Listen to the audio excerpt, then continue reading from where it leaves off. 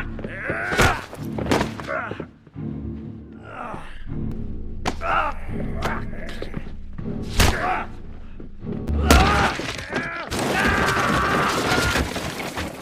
teman-teman, apa kabarnya? Semoga sehat selalu. Selamat datang kembali bersama saya Muklai Film.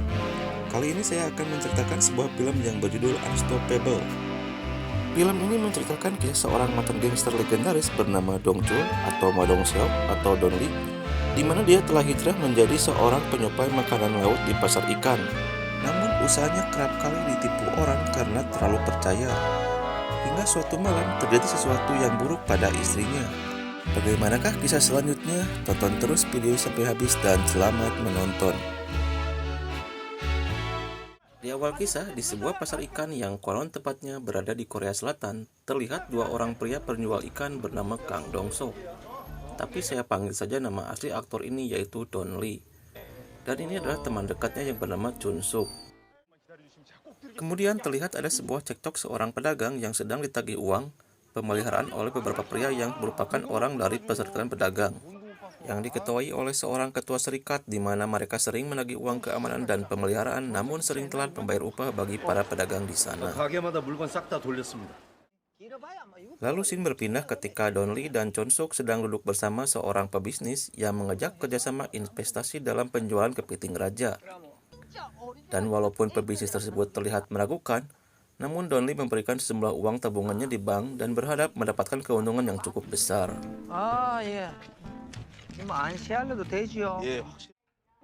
Don Lee sendiri mempunyai istri yang bernama Jisoo yang bekerja di sebuah panti jompo. Yang mana saat Jisoo mengetahui semua uang tabungannya sudah tidak ada, Jisoo pun terlihat kecewa akan hal itu. Scene berpindah lagi ke sebuah rumah susun terlihat bapak-bapak di mana tiba-tiba dia didatangi pria bersetelan rapi yang diketahui oleh Gitae. Diketahui Gitae ini pebisnis dalam peminjaman uang sekaligus bos kriminal yang berwirausaha dalam perdagangan manusia. Sehingga saat si bapak tak bisa melunasi hutangnya, dia pun berniat untuk membunuhnya demi mendapatkan uang asuransi yang dimiliki bapak tersebut. Tak lama muncul anak gadis yang merupakan anak dari si bapak, di mana Gitae memutuskan untuk menangkap si gadis dengan maksud untuk dijual demi mendapatkan keuntungan yang lebih besar. Namun tak disangka saat perjalanan pulang ke base camp, supir Gitae tak sengaja menabrak mobilnya Don Lee. Sehingga terjadi sebuah ketegangan ketika Gitae memukul supirnya sendiri dan meminta maaf atas kelalaian supirnya tersebut.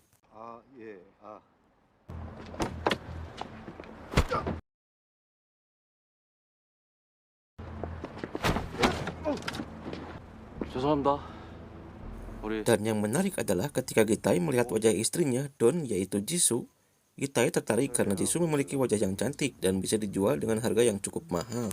Hingga suatu hari saat tepat ulang tahun Jisoo, Don Lee pun terlihat akan memberinya kejutan dengan membawa beberapa hadiah. Namun ketika Jisoo sedang menunggu Don Lee di rumah, muncul beberapa penjahat yang tiba-tiba merangsak masuk ke apartemennya dan kemudian menculik Jisoo yang tak apa maksudnya. Dan alangkah terkejutnya Don Lee ketika pulang tidak mendapati istrinya di sana, di mana kondisi apartemennya berantakan hingga Don menyimpulkan bahwa telah terjadi sesuatu yang buruk pada Jisoo.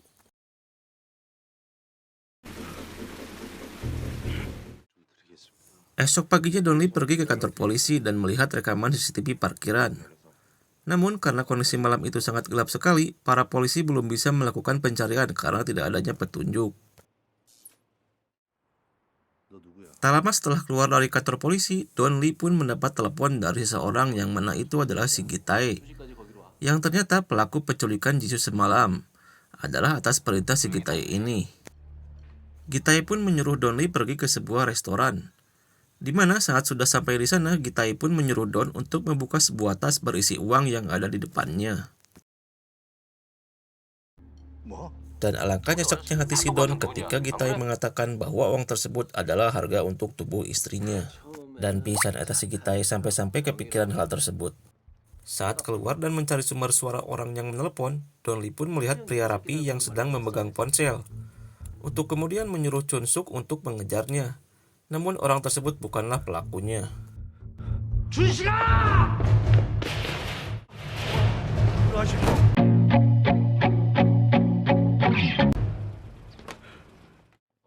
Donli pun kembali ke kantor polisi dan menyerahkan tas berisi uang tersebut, berharap itu bisa dijadikan petunjuk mencari Jisoo. Namun apa yang didapat Donli hanya sebuah kekecewaan, tatkala para penegak hukum tak bisa berbuat banyak. Dan saat melihat beberapa foto orang hilang di sana, Donli pun nampak tak bisa berharap banyak kepada mereka, sehingga dirinya harus mencari Jisoo dengan caranya sendiri. Tak ingin membuang waktu, Donli pergi ke kantor Perserikatan Pedagang untuk menagih upah yang beberapa bulan tidak dibayarkan. Yang mana saat anak buahnya berbuat tidak senonoh kepada Donli, akhirnya kita akan melihat betapa kuat dan jagonya si Don ini ketika dia mampu menumbangkan beberapa anak buahnya si ketua, hanya dengan tangan yang seukuran buah sukun yang dimilikinya tersebut.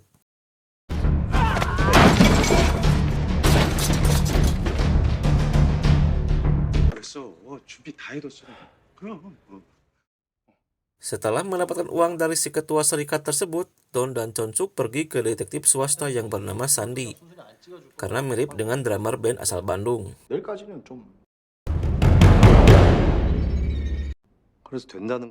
Melihat CCTV restoran saat si penjahat meletakkan tas berisi uangnya, detektif Sandy pun langsung melakukan penyelidikan dengan mendatangi showroom mobil untuk mencari tahu pemilik mobil yang dikenali oleh si penjahat, di mana orang tersebut bisa mengarahkan Donli kepada para penculik istrinya.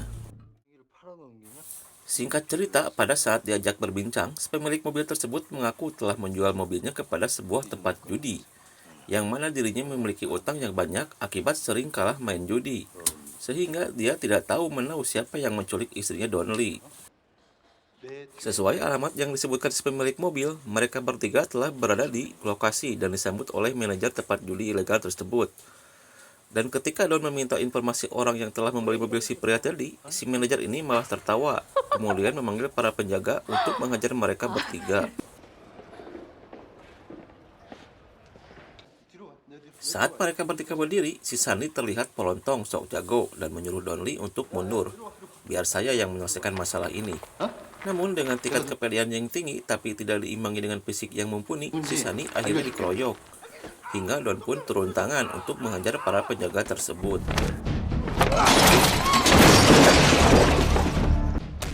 Dan akhirnya Don kembali menunjukkan kebolehannya, di mana dia berhasil melumpuhkan satu persatu para penjaga tersebut hingga mereka semua tertidur.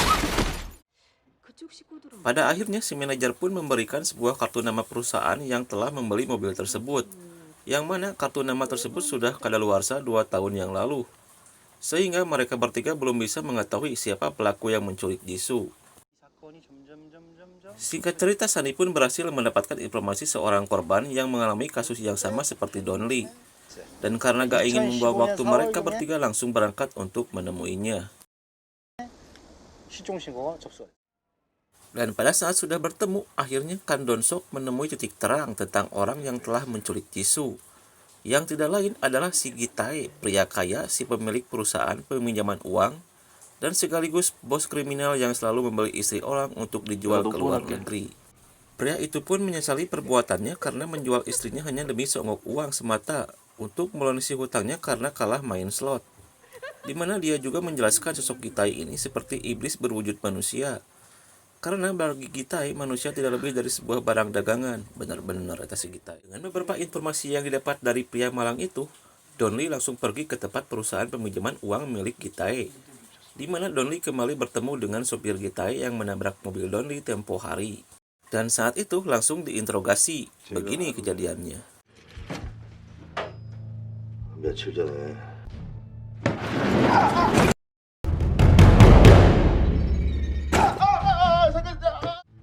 Hingga hal tersebut diketahui oleh Gi-tae melalui CCTV kantor, di mana Gi-tae menghubungi anak buahnya untuk berbicara langsung dengan Donli, yang mana adegan ini cukup membuat Donli emosi, karena Don melihat sang istri disiksa oleh Gi-tae dan mengancam Donli apabila tidak membunuh anak buahnya.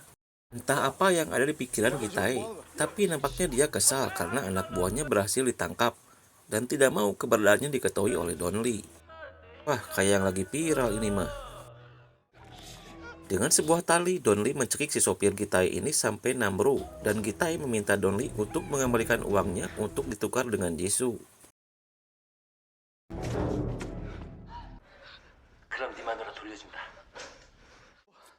Setelah video call selesai, Donnie bergegas menyadarkan anak buahnya si Gitai ini dengan menyayat kulit kepalanya agar aliran darah kembali normal, di mana Donnie tidak benar-benar menghabisinya dan hanya menutup pembuluh darahnya agar orang ini hanya pingsan.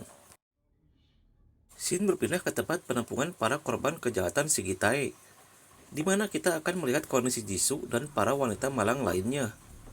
Dan di situ juga ada pria yang khusus bertugas untuk mengopi para wanita ini. Atau kata lain, pria ini adalah seorang QC produk. Kembali ke mereka bertiga yang pergi ke kantor polisi, ke tempat penyimpanan barang bukti dan sitaan. Yang mana tujuan mereka adalah untuk mengambil uang milik si Gitai yang akan ditukar dengan nyawa Jisoo. Dengan menyamar berpura-pura menjadi orang dari kejaksaan, Sandy dan Chun-suk dengan percaya dirinya meminta tas yang berisi uang tersebut.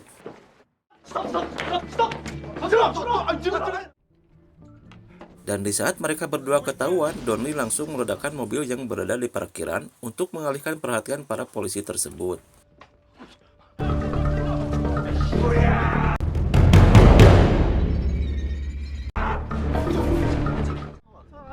Akhirnya mereka bertiga berhasil kabur dan mendapatkan uangnya kembali. Kembali ke tempat Gitai, di mana salah satu tawanan wanitanya terlihat lebam dan babak belur, yang membuat Gitai emosi. Karena bila barang dagangannya rusak, tentu hal itu akan mengurangi nilai jualnya. Gitai pun mengajar anak buahnya. Tak lama kemudian, Gitai menerima telepon dari Don Lee untuk melakukan transaksi penukaran uang dan istrinya. Dan Gitai menyuruh Don Lee untuk datang ke tempatnya saat itu juga. Kemudian Gitai bergegas menyuruh anak buahnya untuk membersihkan semuanya dan memindahkan para tawanan wanita ke tempat lain. Saat situasi sudah aman, Jisoo membangunkan wanita ini untuk kabur melalui jendela. Namun saat penjaga muncul, hanya Jisoo yang berhasil kabur dari sana. Jisoo pun lari ke jalan raya dan meminta tolong kepada pengendara mobil untuk mengantarkannya ke kantor polisi. Tetapi sesampainya di sana dan saat beberapa meter lagi ke kantor polisi, Jisoo harus kembali tertangkap oleh Gitai.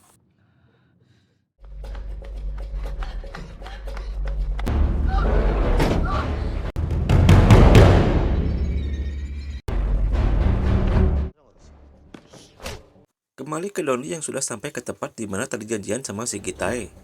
Namun Donnie sudah ditunggu oleh para penjaga yang banyak, akan tetapi Donnie berhasil melumpuhkan mereka semua. Saat si pria pengatas wanita akan kabur, dia pun terkejut melihat getaran di dinding akibat pertarungan yang terjadi di luar.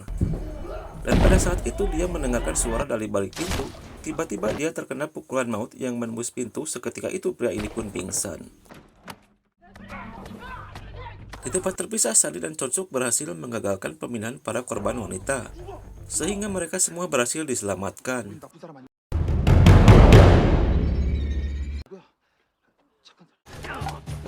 Kembali ke Don Lee yang mencari di mana Jisoo berada.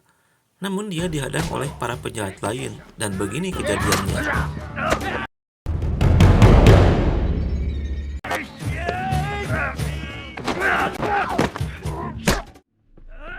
Dan ketika semuanya sudah pada tumbang, muncul pria tinggi besar di mana Don Lee sedikit kewalahan menghadapinya. Tetapi dapat dikalahkan dengan usaha yang cukup cerdas.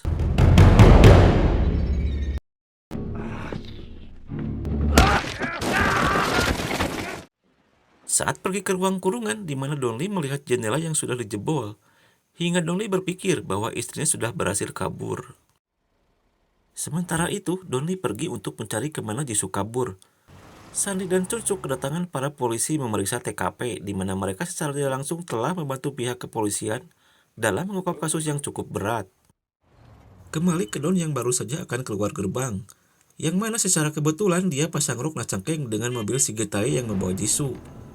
Hingga terjadi kejar-kejaran, dan seperti ini adegannya.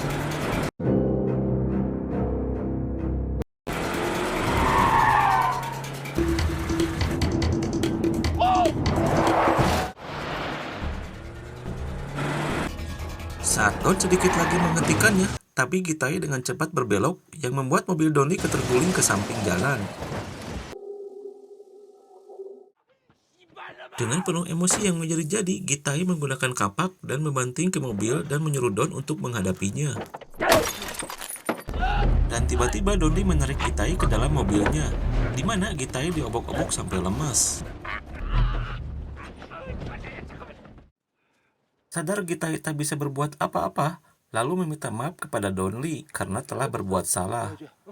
Namun karena Don mendekati Gitai, malah mengancam akan bunuh diri dengan menggunakan pisau dan kemudian menyerang Donli.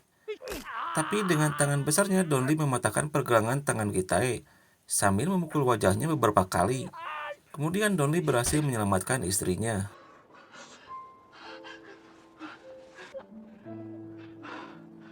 내가 너무 늦었지. Di akhir kisah ini, akhirnya Donli bisa sukses besar atas investasi kepiting raja yang terjadi di awal film tadi. Dan konon katanya kepiting tersebut diekspor ke Pangandaran.